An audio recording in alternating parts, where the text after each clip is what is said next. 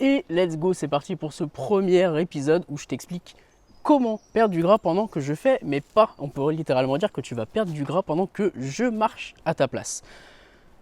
Aujourd'hui, si tu n'arrives pas à perdre du gras, que tu es un homme d'une trentaine à une cinquantaine d'années, voire plus, il y a de fortes chances que tu aies déjà testé beaucoup de méthodes. Tiens, il y a un train qui passe, c'est nickel, comme ça on m'entendra plus.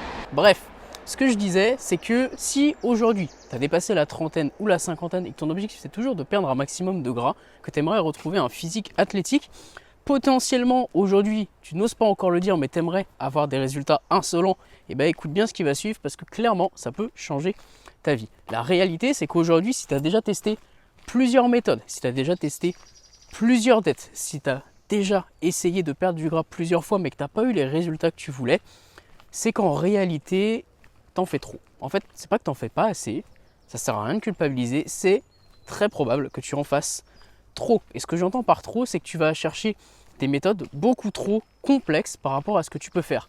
Ton objectif, c'est d'avoir un bon physique, d'avoir un physique athlétique, d'être en bonne santé, de pouvoir profiter de tes enfants et globalement ne plus avoir honte de faire sauter ton t-shirt à n'importe quel moment de la journée et de la saison d'été.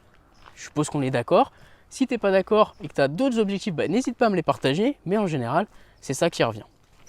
Et ça, pour l'atteindre, tu n'as pas besoin et tu ne dois pas mettre en place le plan d'action d'un mec qui est sportif professionnel. Parce que souvent, la plus grosse erreur, c'est de vouloir copier des mecs qui sont littéralement des bodybuilders. Leur job, c'est d'être bodybuilder.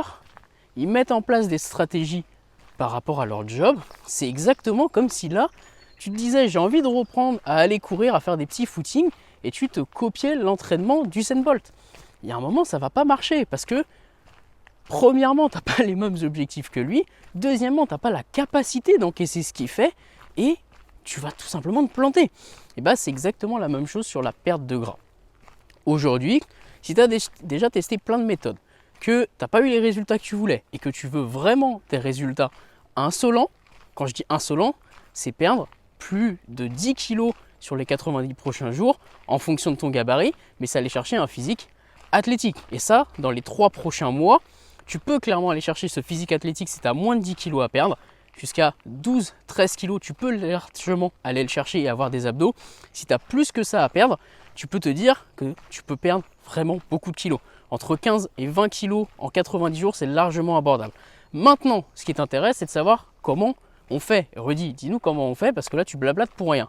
Oui, comment on fait pour perdre un maximum de gras sans se prendre la tête? Tu dois te focaliser sur ce qui a de l'impact. Ce qui a de l'impact, c'est pas les détails. Quand tu apprends une langue, quand tu te mets à faire quelque chose, mais une langue, c'est le plus parlant. Si tu veux apprendre l'anglais, tu n'as pas besoin de connaître tout le dictionnaire. Tu parles couramment français, tu ne connais pas tout le foutu dictionnaire de la langue française. Et c'est exactement pareil sur le sport et sur la perte de gras. On te le rabâche tout le temps. Ce que tu dois absolument maîtriser, c'est ton déficit calorique. Tu dois tout simplement manger moins de calories que ce que tu dépenses. Et ça ne veut pas dire manger de moins en moins. C'est la première erreur que vous faites. Tu ne veux pas manger de moins en moins, tu veux manger moins d'énergie et plus de volume pour justement ne pas avoir faim. Deuxième étape, tu veux avoir tes sources de protéines. Si tu n'as pas de viande, de légumineuses, peu importe dans ton alimentation, tu vas avoir faim. Ton corps en a besoin pour se réparer, on ne va pas rentrer dans les détails. Si tu n'en as pas, tu vas avoir faim parce qu'il en veut. Point barre. Au niveau entraînement, c'est hyper simple, tu veux une routine. Tu veux 2 choses dans ta routine d'entraînement.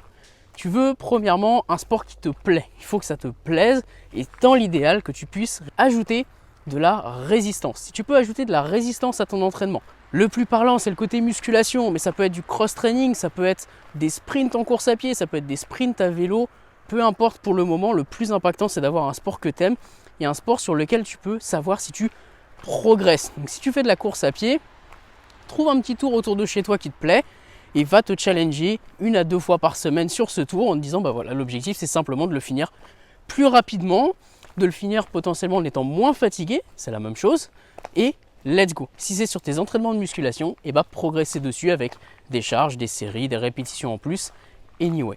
Deuxième point qui a le plus d'impact, c'est ce que tu vas faire en termes de mouvement. Plus tu vas bouger, plus tu vas avoir de résultats facilement. Maintenant, il faut arrêter de se voiler la face. On n'a pas tous le temps d'aller marcher pendant 3 heures. Vous n'avez pas forcément tous le temps de faire comme moi et d'être en train de marcher à 7 heures du mat parce qu'on a tous une vie. Maintenant, si tu peux bouger plus, si tu peux mettre en place des stratégies pour bouger plus, si potentiellement tu es sédentaire, que tu travailles derrière un bureau, si tu peux avoir un petit tapis de marche pour faire de la marche pendant que tu travailles, et ben c'est génial.